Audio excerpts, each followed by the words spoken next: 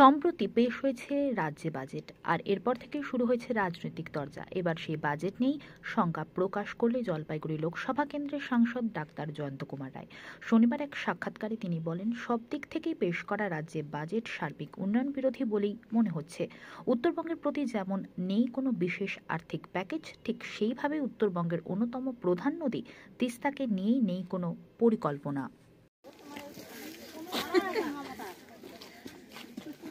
বাবু টাকা উঠাইতে ওঠাক না আরে ইয়ার কি আচ্ছা কোন মহিলা আও করবেন কি আও করব রাতে টাকা আমার বন্ধ এ হাল্লা করো না টাকা আও করবে।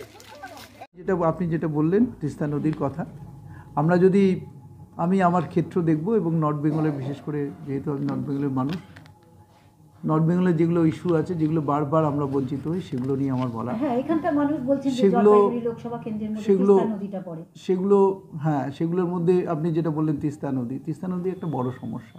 জলপাইগুড়ি এবং কুচবিহার ডিস্ট্রিক্টকে কভার করে এবং দার্জিলিংয়ের কিছু অংশ।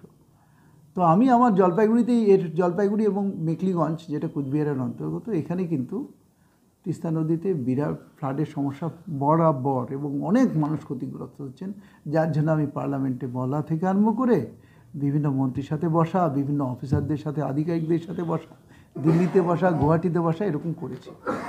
এবং রাজ্য সরকারের যে চিফ ইঞ্জিনিয়ার, তাদের সাথে আমি বারবার যোগাযোগ করেছি। কিন্তু যেহেতু এটা রাজ্য সরকারের ইস্যু, সেই জন্য বেশি কিছু করতে পারিনি। কারণ এর যে প্রস্তাবটা যাবে কিন্তু রাজ্য সরকারের থ্রুতেই কেন্দ্র সরকারের কাছে, যদি ফাইন্যান্সিয়াল কোনো অ্যালোকেশনের দরকার হয়। কিন্তু আমি দেখলাম আমাদের বাজেটে, যেখানে আমার মনে হয় 5,600 কোটি টাকা বাজেট হয়েছে, আমি ঠিক এক্স্যাক্টলি একটা আমাদের পাশের স্টেটেই করা হয়েছে, সেখানে আমাদের ওয়েস্ট বেঙ্গলে আমরা কিন্তু সেরকম কিছু দেখতে পাচ্ছি না। তিস্তা নদীর জন্য বা কোনো নদীর জন্য সেরকম বাঁধের জন্য বা এই বন্যার জন্য কোনো কিছু স্পেশাল কিছু ধরা হয়েছে, এরকম কিন্তু দেখা যায়নি। এটা একটা ওভারঅল বাজেটকে যদি দেখেন, তাহলে ওভারঅল বাজেটের যে ফিসকাল ডেফিসিটটা আমরা দেখতে পাচ্ছি মানে ইন্ডিয়ার ক্ষেত্রে, সেখানে পশ্চিমবঙ্গের ক্ষেত্রে কিন্তু সেটা ন্যাশনাল অ্যাভারেজের থেকে অনেক বেশি, 4.8%। এটা কিন্তু একটা সিগনিফিক্যান্ট আমি এখানে অন্য সময় ব্যাখ্যা করতে পারবো কি হতে পারে তার জন্য।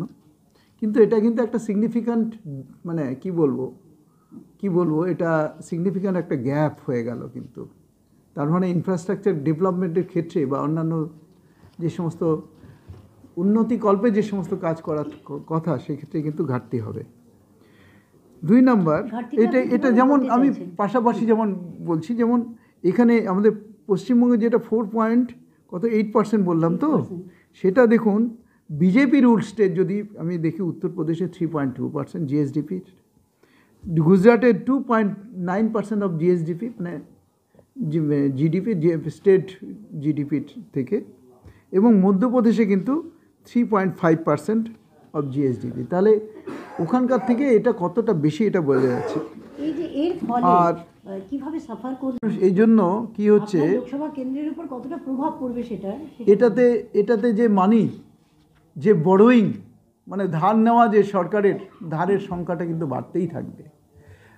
যদি ধার নেয়, আমি শুনেছিলাম, আমি বাজেটটা একটা জায়গায় জানতে পারলাম যে এখানে একটা সিগনিফিক্যান্ট অ্যামাউন্ট চলে যায় স্যালারিতে। তাহলে স্যালারি এবং তারপর লোন, এগুলো দেওয়ার পরে যে পরিমাণ যে টাকাটা থাকবে, সেই টাকা দিয়ে এখানকার এমপ্লয়মেন্ট জেনারেশন করা সম্ভব, এখানকার অন্য ইনফ্রাস্ট্রাকচার ডেভেলপমেন্ট করা সম্ভব না। সুতরাং আমাদের এই পশ্চিমবঙ্গ পিছিয়ে আছে এবং আরও পিছিয়ে যাতে নিয়ে যায়। যেমন আপনি বোধহয় অনেকেই আপনারা জানেন, এখানে 25%-এর বেশি আমাদের এখানে শিল্প এখানেই ছিল। এখানে এখন সেটা 3.3%-এর মতো। তাহলে সবই তো বাইরে শিল্প চলে যাচ্ছে, তাহলে আমাদের বেকার ছেলে মেয়ে কাজ পাবে কোথায়? এটা যেমন একটা জিনিস। আর দেখুন, দ্বিতীয়ত নর্থ বেঙ্গলে চা বাগানের একটা বড় ক্ষেত্র রয়েছে, বিশেষ করে আপনার লোকসভা কেন্দ্রে। তার উপরে বাজেটে কিছু না সেরকম তো রিফ্লেক্টেড হয়নি। কিন্তু চা বাগানের সমস্যা যদি বলেন, চা বাগানের আগে আগে আমরা শুনেছিলাম যে 15% মতো মানে জমি নেওয়ার কথা তাদের ইয়ে করার জন্য, কিছু ট্যুরিজম সেক্টর এগুলো ডেভেলপ করার জন্য। কিন্তু আজকে অনেক চা বাগান বন্ধ হয়ে যাচ্ছে।